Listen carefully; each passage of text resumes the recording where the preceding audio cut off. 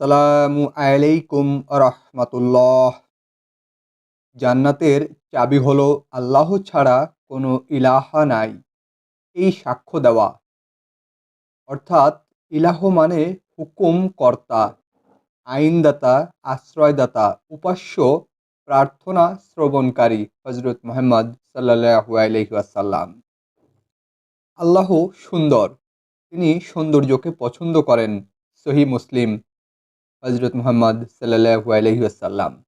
শ্রেষ্ঠ কথা চারটি: সুবহানাল্লাহ, আল্লাহ পবিত্র; আলহামদুলিল্লাহ, সমস্ত প্রশংসা আল্লাহর; লা ইলাহা ইল্লাল্লাহু, আল্লাহ ছাড়া কোনো ইলাহা নাই; আল্লাহু আকবার, আল্লাহ মহান। সহিহ মুসলিম, হযরত মুহাম্মদ সাল্লাল্লাহু আলাইহি ওয়াসাল্লাম। বান্দাহর উপর আল্লাহর অধিকার হলো তারা কেবল তারই আনুগত্য ও দাসত্ব করবে এবং তার সাথে কোনো অংশীদার বানাবেন না। সহিহ বুখারী, হযরত মুহাম্মদ সাল্লাল্লাহু আলাইহি ওয়াসাল্লাম। সালাত জান্নাতের চাবি। সালাত অর্থ নামাজ, জান্নাত অর্থ বেহেশত। হযরত মুহাম্মদ সাল্লাল্লাহু আলাইহি ওয়াসাল্লাম। সালাত হলো নূর। সহিহ মুসলিম, বুখারী। হযরত মুহাম্মদ সাল্লাল্লাহু আলাইহি ওয়াসাল্লাম। পবিত্রতা সালাতের চাবি। হযরত মুহাম্মদ সাল্লাল্লাহু আলাইহি ওয়াসাল্লাম। বলো, আমি আল্লাহর প্রতি ঈমান এনেছি, অতঃপর এ কথার উপর অটল থাকো।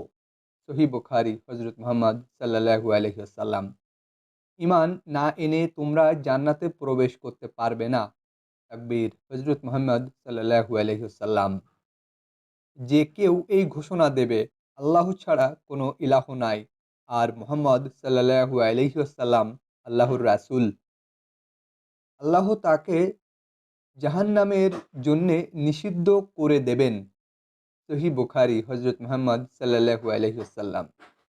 কোনো বান্দা ততক্ষণ পর্যন্ত মুসলিম হয় না যতক্ষণ তার মন ও জবান মুসলিম না হয়।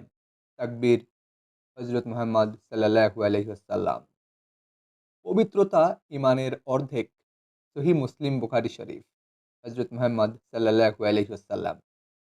যে পুত্র পবিত্র থাকতে চায়, আল্লাহ তাকে পবিত্র রাখেন। সহিহ মুসলিম, হযরত মুহাম্মদ সাল্লাল্লাহু আলাইহি ওয়াসাল্লাম। যে পরিশুদ্ধ হয় না, তার সালাত হয় না। মিশকাত শরীফ। হযরত মুহাম্মদ সাল্লাল্লাহু আলাইহি ওয়াসাল্লাম। 7 বছর বয়স হলেই তোমাদের সন্তানদের সালাত আদায় হতে আদেশ করো। আবু দাউদ। হযরত মুহাম্মদ সাল্লাল্লাহু আলাইহি ওয়াসাল্লাম। কিয়ামতের দিন পয়লা হিসাব নেওয়া হবে সালাতের। আল্লাহর অনুগত দাস আর কুফরির মাঝে মিলন সেতু হলো সালাত ত্যাগ করা। সহিহ মুসলিম, হযরত মুহাম্মদ সাল্লাল্লাহু আলাইহি ওয়াসাল্লাম। যে ব্যক্তি লোক দেখানোর জন্যে সালাত পড়ল, সে শিরক করল। হযরত মুহাম্মদ সাল্লাল্লাহু আলাইহি ওয়াসাল্লাম। তুমি মুমিন হবে তখন যখন তোমার ভালো কাজ তোমাকে আনন্দ দেবে আর মন্দ কাজ দেবে মনোকষ্ট। হযরত মুহাম্মদ সাল্লাল্লাহু আলাইহি ওয়াসাল্লাম। পৃথিবীতে মসজিদগুলোই আল্লাহর সবচাইতে প্রিয় জায়গা।